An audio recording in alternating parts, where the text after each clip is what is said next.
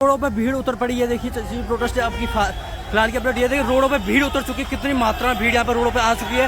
अब देखने वाली बात होगी क्या होता है, प्रशासन क्या करता है, क्योंकि दिल्ली पुलिस में 163 धारा लागू करती है प्रशासन ने। पर यहाँ पे देखिए कैसे भीड़ रोड पे, इतनी भीड़ उतर चुकी है रोड पे। अब रोड पे भीड़ आ गई तो प्रशासन क्या करता है, देखने वाली बात ये होगी।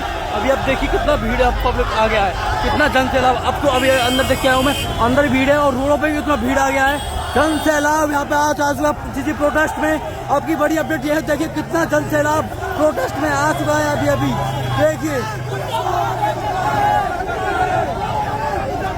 रोडों पे उतर चुके हैं, भीड़ रोड पे आ चुके प्रोटेस्ट वाले। देखिए रोडों पे आ चुके हैं, जो कि अभी प्रशासन ने यहाँ पे 163 धारा लागू करी हुई है।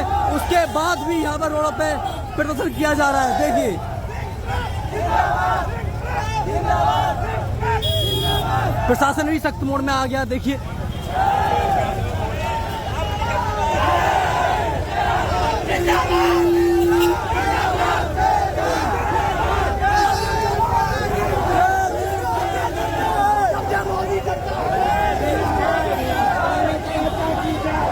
रोडों पे उतर चुके हैं युवा, देश के युवा हैं ये, रोडों पे उतर चुके हैं।